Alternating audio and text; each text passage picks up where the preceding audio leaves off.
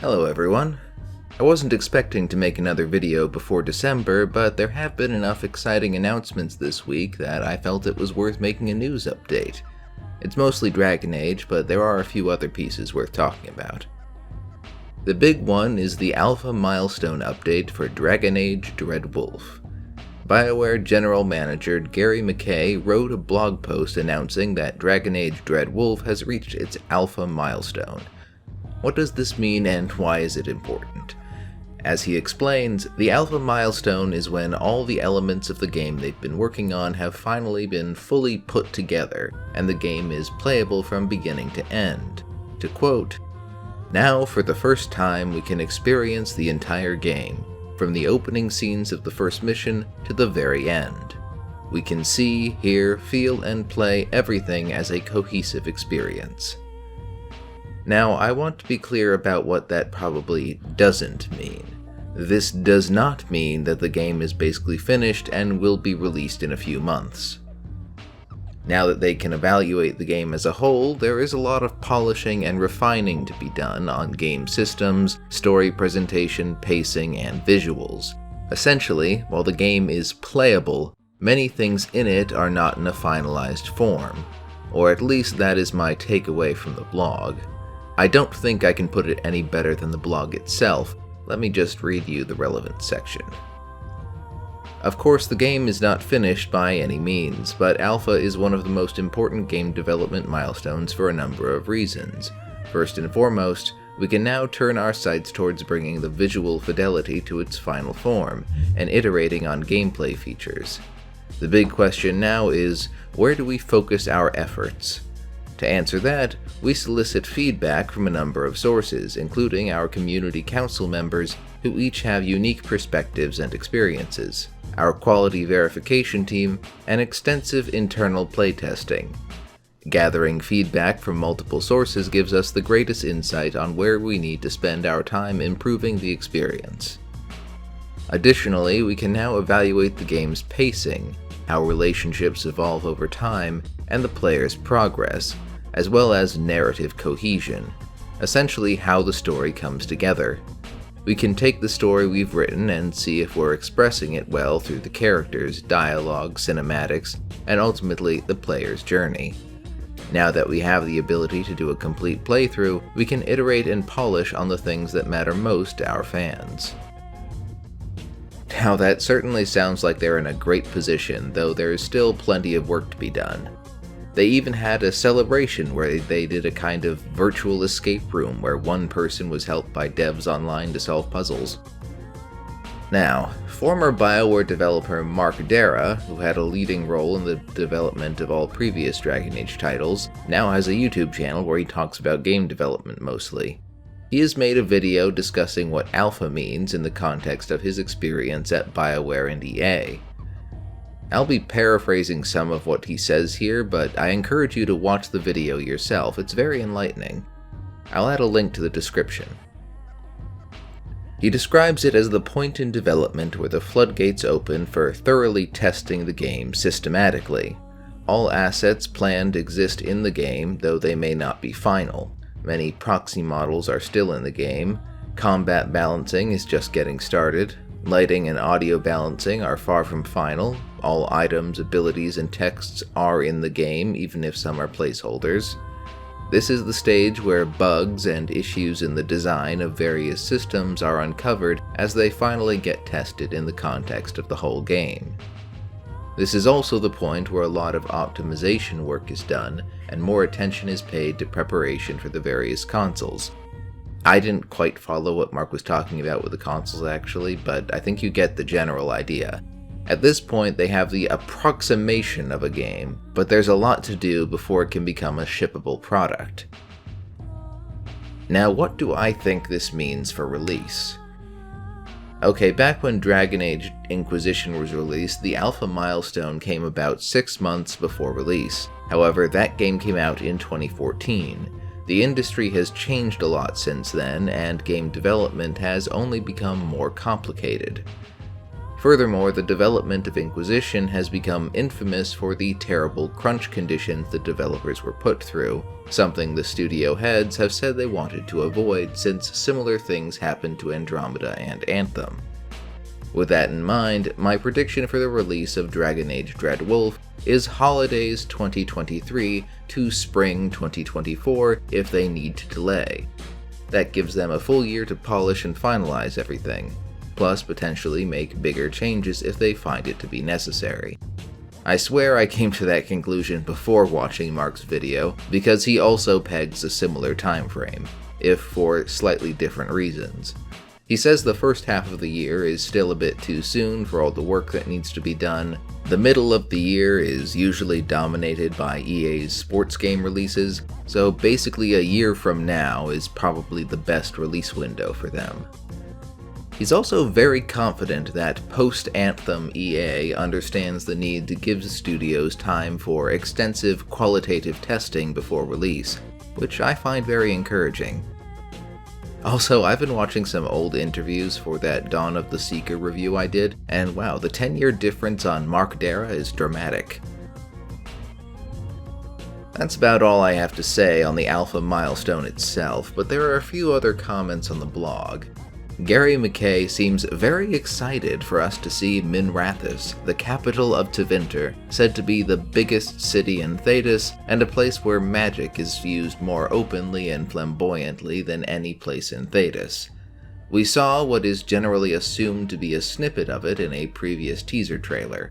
I hope this indicates it will be a substantial explorable area. I don't need the whole city to be an open world area, but a few sizable, fleshed out districts would be nice. Given past track records, I expect we'll get another trailer at the Game Awards in December, with something smaller for the fans for Dragon Age Day on December 4th. We also have the Dragon Age Absolution show coming out around that time, so it's going to be a heck of a month. As for other projects, Gary McKay had this to say. Of course, Dreadwolf isn't the only thing happening here at BioWare. We have a team hard at work envisioning what the future holds for a new single-player Mass Effect game, and we look forward to celebrating our community on N7 Day next month. The SWTOR team also continues to work on their next update, so keep an eye on SWTOR.com and their social media accounts for any and other details on the coming game update.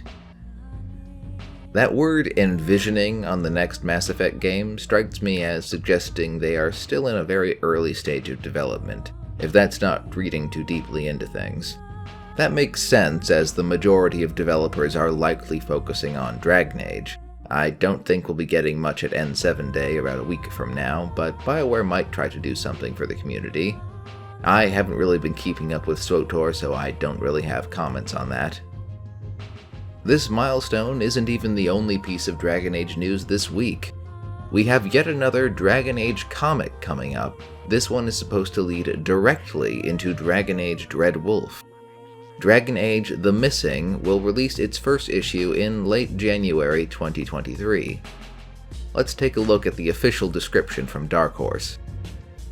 A new story leading directly into BioWare's upcoming game, Dragon Age Dreadwolf. Varric Tethris and Lace Harding descend into the abandoned deep roads beneath Marnus Pell in pursuit of a former friend, but the corruption of the Blight has infected the walls, and the threat of Darkspawn looms heavy in the air. Dive deep into BioWare's award-winning series. Alright, one of the most prolific characters in Dragon Age, Varric Tethris will be leading us on this adventure. He was a companion in both Dragon Age 2 and Inquisition, and last we heard he was busy ruling a city. Why is he now exploring the deep roads half a continent away? Is this former friend he's pursuing such a pressing issue, or has he finally tricked someone else into running Kirkwall? We'll have to wait and see. The former friend is likely Solus, who is pretty much a given as an antagonist in the Dreadwolf. Pretty much any companion character and some side characters from the previous two games might qualify, though. Alternatively, it could be someone from Varric's past that we haven't met yet. The main argument against it being Solus that I can think of is that I can't imagine Solus thinking it would be a good idea to go after someone as powerful as Solus alone, or with just Lace Harding. The other guess I like is that it might be Volta, a dwarven character from Dragon Age Inquisition: The Descent, last seen wandering the deep roads. As for the place, Marnis Pel is a city in western Tevinter. The most notable thing about it that I could find was that the Veil is weak there.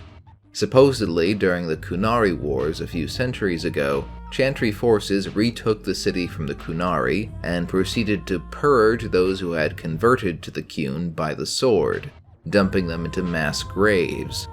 The Chantry officially denies this happened, but the Veil was permanently damaged there. I'm not sure how that might factor in, but we'll see. It is close to the general region we expect to see Dreadwolf take place in. I've skated over it, but we will finally get to see Lace Harding again. She was a fan-favorite side character in Inquisition, and it's been popularly speculated that she might get a bigger role in the sequel ever since. Hopefully, this is a sign that will happen, and she doesn't get killed off in this story.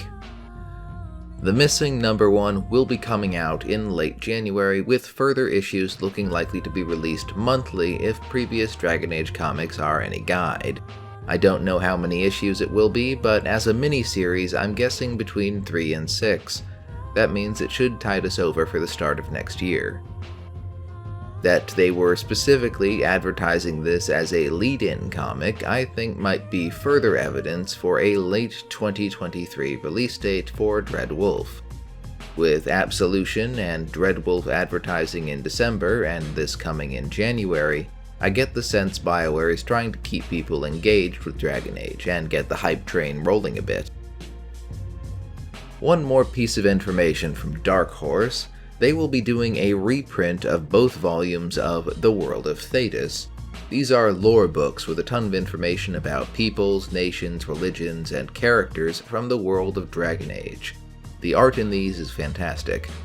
These will be softcover versions of the books coming in a box set. I already have these books, so I won't be buying this, but it might be a good opportunity for those Dragon Age fans that don't have them yet. That's looking at a July 2023 release. Lastly, I have some non-Dragon Age news that caught my eye, though I hope there's enough crossover in the fan bases that this interests people. CD Projekt Red has announced that one of the codename projects revealed to investors is a remake of their 2007 game, The Witcher, the first of the trilogy. It will be made in Unreal Engine 5 using the same toolset CD Projekt Red has been developing for their future Witcher games. CD Projekt Red will be providing creative supervision, but the actual development will be done by a partner Polish studio called Fool's Theory. Both the CEO of Fool's Theory and the design director used to work at CD Projekt Red during the development of The Witcher 2 and The Witcher 3. So there are experienced Witcher developers on the project. It's been described as a, quote, modern reimagining, and they say they're, quote, updating the game for the next generation of gamers to experience it. This remake is still in an early stage of development, but I'm kind of excited. The 2007 Witcher game aged like milk, so I think this makes a lot of sense, and it can serve as a test case for the tools they want to build new Witcher games with. Alright, that's it for today.